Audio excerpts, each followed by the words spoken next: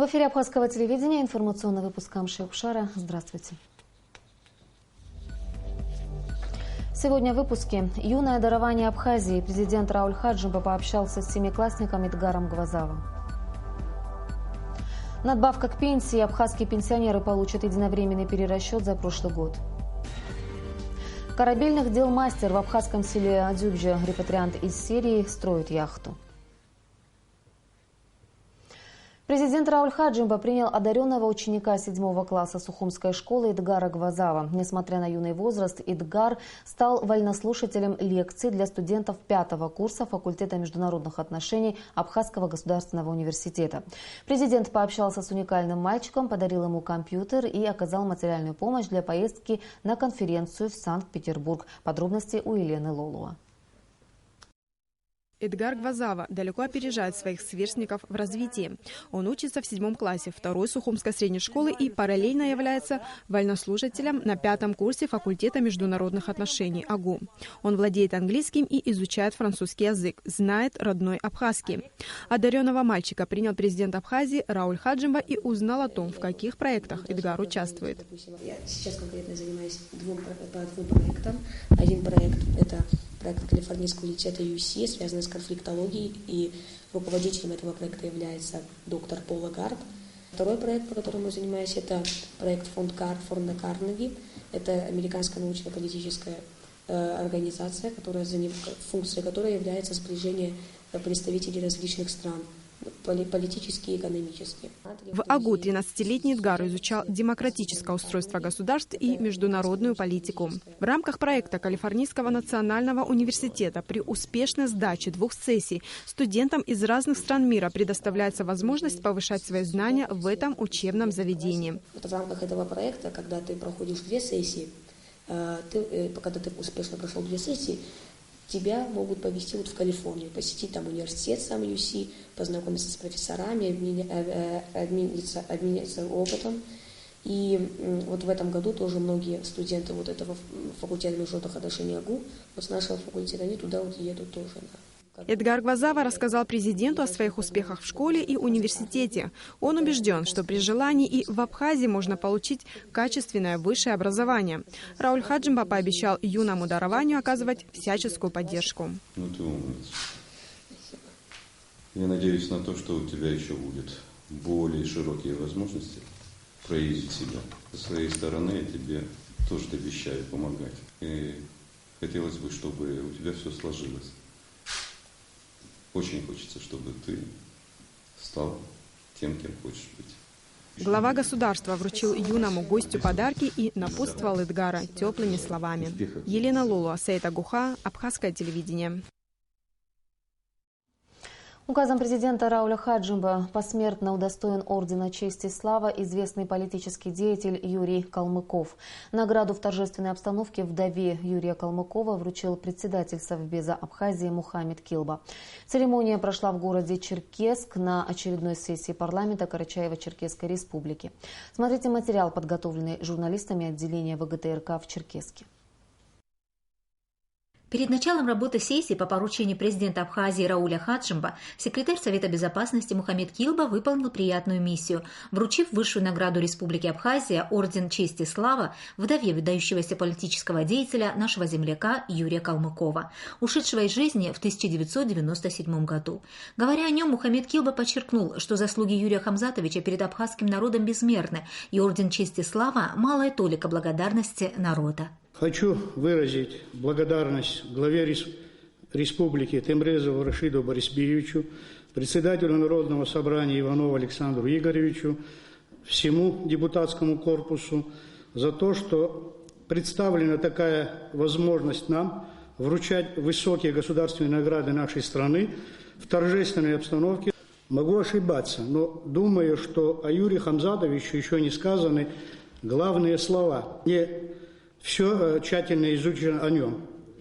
То, что он ярко вошел в историю Российской Федерации, народов Северного Кавказа и родной Карачаево-Черкесской республики, это бесспорно. Юрий Хамзатович, как известно, я не буду сейчас много говорить о нем. Он был очень человеколюбимый человек. Он очень всех любил и всегда дорожил тем, что он родился на Кавказе. А Абхазскую республику он особенно выделял. Он говорил, что Абхазия – это чудесный уголок нашей земли. Работники налоговых органов Абхазии отмечают профессиональный праздник. Мероприятия, посвященные этой дате, сотрудники налоговых органов начали с возложения цветов к мемориалу воинов, погибших в Отечественной войне народа Абхазии 1992-1993 годов в Парке Славы. 53 сотрудника этого ведомства принимали участие в боевых действиях в ходе Отечественной войны народа Абхазии. 9 из них удостоены государственных наград. Репортаж Ренаты Шакая. С 22-й годовщиной со дня образования налоговых органов Абхазии сотрудников Министерства горрайонов поздравил Рауф Цимцба. Министр отметил, что поздравляет с профессиональным праздником не только присутствующих, но и ветеранов, которые стояли у истоков становления налоговой службы. Он также выразил благодарность всем сотрудникам за совместную работу и вклад в формирование налоговой системы. У нас есть уже своя история, было много этапов развития. На всем этапе всегда была поставлена одна главная задача – это выполнение нашего бюджета, главного закона страны, и мы всегда с честью выполняли. Были проблемы, были трудности, я еще раз говорю, мы справлялись и будем справляться. 1994 год, когда образовалась наша налоговая служба, бюджет был мизерный, это порядка 75-80 миллионов. Это я так приблизительно говорю. Сегодня, вы знаете, бюджет страны 2016 года перевалил уже за 2 миллиарда 600 миллионов. Президент позвонил, поздравил, попросил, чтобы я передал такие вот хорошие пожелания. Надеется на нас, говорит, чтобы не останавливались на достигнутом. Государственная налоговая служба страны была создана в 1994 году. В декабре 2002 года указом президента налоговая служба была преобразована в Министерство по налогам и сборам. Во всех районах создавались налоговые инспекции. Сегодня большое внимание в министерстве уделяют работе с кадрами. Проводится систематическая аттестация и переаттестация сотрудников. Организуются семинары по различным вопросам налогового законодательства. А за хорошо проделанную и плодотворную работу Министерство по налогам и сборам поощряет своих сотрудников. Вот и сегодня в честь профессионального праздника отличившимся были присвоены классные чины. Очень трудно было послевоенный период. Рауф Асланович сказал, что там бюджет маленький был, но с людей то налоги, то, что были собраны, очень было сложно собирать, потому что люди были не готовы к уплате полагаемых налоговых платежей. Но все-таки мы перешли этот барьер. У нас сейчас все, я не могу сказать, что у нас все нормально, но все-таки мы стремимся, то, что нам государство дает плановые задания, мы стараемся выполнять. Завершая свое выступление, Рауф Цимцба отметил, что за короткий период времени налоговую систему страны удалось вывести на новый уровень, что, несмотря на существующие сложности в работе, коллектив системы Министерства по налогам и сборам способен выполнять поставленные государством задачи. Рената Шакая, Тимур Гугохи, Абхазское телевидение. Пенсионеры республики, получающие только абхазскую пенсию, получат надбавку в размере от 500 до 1000 рублей в зависимости от категории. Выплату надбавок планируется производить с июля месяца. Пенсионеры единовременно получат перерасчет за весь прошлый год. Об этом сообщил министр труда, занятости и социального обеспечения Сурен Керселян на совещании правительства по пенсионным вопросам. Повышение пенсии коснется и граждан Российской Федерации, постоянно проживающих на территории Абхазии. Подробности в материале Симы Аргун.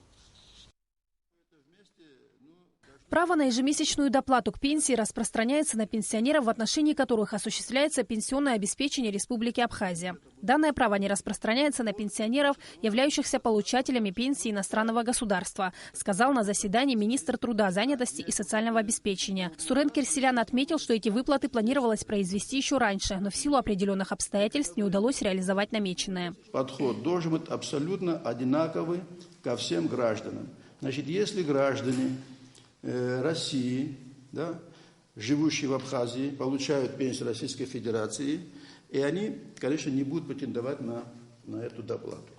Точно так же мы должны относиться и к гражданам Грузии, проживающих в Абхазии и получающие пенсии грузинского государства, они точно так же не могут претендовать на эту доплату. Но есть граждане других государств, да, там Украины там, или Беларуси, или еще какие-то. Значит, то же самое это касается и их. Молдова. Да, все граждане, которые получают пенсию иностранного государства, на эту доплату они не могут рассчитывать. Первый вице-премьер Шамиль Адзанба отметил, что мировой кризис повлиял и на экономику нашей страны. Но, тем не менее, задача правительства – решать вопросы пенсионного обеспечения в первую очередь.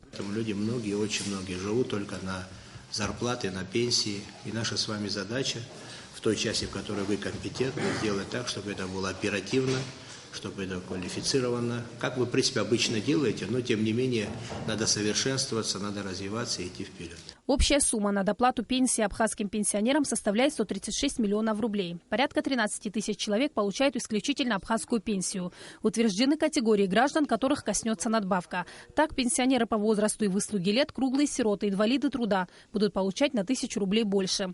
Народные и заслуженные работники, а также пенсионеры, работавшие на подземных работах, и инвалиды с детства 1 и 2 групп будут получать на 500 рублей больше. Сумма надбавки на каждого нетрудоспособного члена семьи составит 700 рублей. Социальные пенсии по возрасту и инвалидности повысятся на 850 рублей. Для того, чтобы пенсионеры, получающие только абхазскую пенсию, могли получить соответствующую надбавку, следует обратиться в районное отделение социального обеспечения, где им необходимо будет заполнить анкету. По словам министра, процесс работы по приему заявлений займет не больше 2,5 месяцев. И выдачу перерасчета планируют уже в июле этого года. Значит, гражданин, пенсионер, приходит в районное отделение, там, где он получает пенсию, и заявляет о том, что он не является получателем пенсии.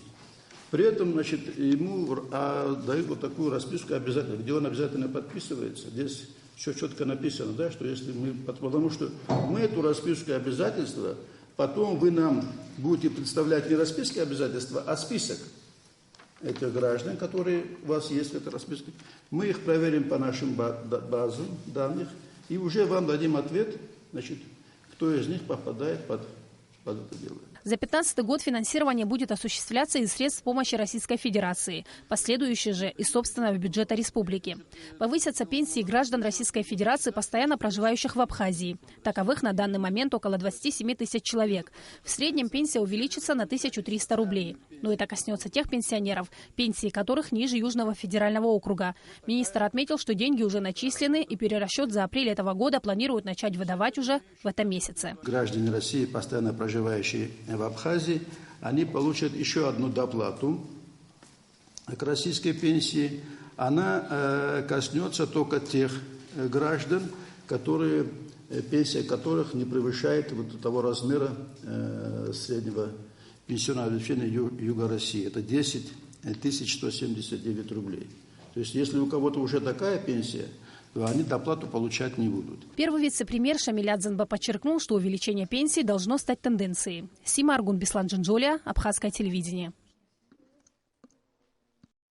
В селе Дзубжа репатриант из Сирии Ганди Дагуз строит яхту длиною в 10 метров. До переезда в Абхазию он был кораблестроителем и здесь также решил заняться любимым делом. Цария Смы расскажет, как продвигается работа. В семье репатрианта Ганди Дагуз 3 детей, 2 сына и 1 дочь. Самому старшему сыну Анзору уже исполнилось 24, а младшая ходит еще в школу. На свою историческую родину семья Дагуз переехала из Сирии 3 года назад. За это время они полностью успели здесь обустроиться. Хоть и небольшое, но уже есть свое хозяйство. Оба сына работают. Супруга Ганди Тамара Маршан занимается домашними делами. Одним словом, у этой семьи уже налажен быт. Они считают, что принимая решение переехать в Абхазию, не поступили правильно. Тем более планировали это и до начала боевых действий в Сирии. Я работаю сейчас в теплице, и брат тоже работает в теплице. Я там бригадир, и брат, ремонт держит. Что надо ремонт, как надо. Мы только два работаем. Ну, отец, он не может работать, у него плохо позвоночник, вообще должен быть операция с первой сделать. Ну, сестра пока в школе находится. Как вам здесь? Нравится? Конечно, нравится, как не нравится. Ну, наша земля. Сегодня вся семья занята необычным делом. Недостроенная яхта во дворе дома привлекает внимание проезжих еще издалека.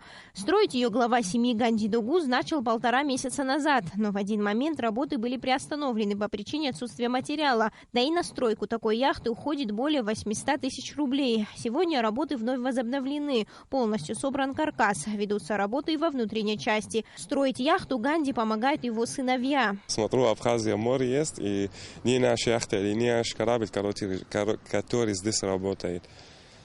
Хотел, помогает как-нибудь. Я знаю тоже, здесь в Абхазии сейчас кризис пока. Аяйра, так будет называться яхта после завершения ее строительства. По словам отца семейства Ганди Догуз, для них тема войны и патриотизма имеет большое значение. Более того, отец Тамары Маршан принимал активное участие в Отечественной войне народа Абхазии. Сегодня он находится в Сирии. По словам его внука Анзора, благодаря ему они многое узнали о своей исторической родине. Сегодня семья уже способна сама о себе позаботиться. От государства они не ждут помощи. И в то же время репатрианты надеются, что дело, которым они сегодня заняты, будет приносить им не только доход, но и пользу для государства. Сария Смыр, Алексея Гухава, Абхазское телевидение. Как мы уже сообщали, 13 апреля в Общественной палате состоялась встреча вице-президента Виталия Габния и секретаря Совета безопасности Мухаммеда Килба с представителями оппозиции. Видеозапись состоявшейся дискуссии смотрите сегодня в нашей вечерней программе. В ходе проведения оперативно-розыскных мероприятий сотрудниками службы госбезопасности Абхазии задержаны 2 граждан Грузии – Шота Булия, 1986 года рождения, и Иракли Джапава, 1988 года рождения, оба жители города Зугдиди, Республики Грузия. Задержанные лица незаконно, без соответствующего разрешения, вне официальных пунктов пропуска пересекли государственную границу Республики Абхазия по реке Ингур. СГБ располагает оперативной информацией о том, что Булия и Джапава планировали совершить ряд преступлений. В соответствии с заключением республиканского наркодиспансера в момент задержания они находились под воздействием наркотического вещества метадон. Согласно постановлению суда города Сухум, Шота Булия и Иракли Джапава подвергнуты административному аресту сроком на 15 суток и водворены в следственный изолятор СГБ. Проводятся необходимые оперативные мероприятия. Похороны бывшего вице-премьера Абхазии Нури Гизердава состоятся 15 апреля в Гудауте. Траурный митинг начнется в 13 часов. Коммунальное управление администрации Сухума проведет городской субботник. В пятницу с 10 часов утра одновременно начнется уборка территории у въезда в Сухум по улице Эшба, Парка Свободы и ряда других улиц. Планируется расчистить территорию у въезда в город по улице Эшба. Здесь необходимо навести порядок, убрать мусор, демонтировать ржавые столбы, высадить пальмы, покрасить качели и турники. На улице Лагвилава проведение субботника запланировано местными жителями. А на улице Калмыкова предстоит убрать мусор и выровнять дороги. Также коммунальщики планируют привести в порядок вазоны и высадить в них растения у Абхазского драмтеатра и по улице Айтгылара. Коммунальное управление города призвало жителей столицы выйти на субботники и привести в порядок прилегающие к их домам территории. Коммунальное управление готово оказать жителям помощь техникой и инвентарем. И о погоде.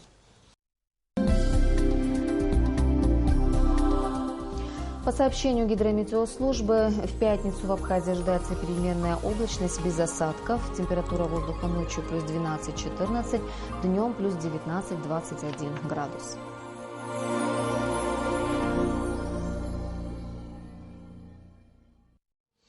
Информационный выпуск завершен. Я прощаюсь с вами. До встречи в эфире.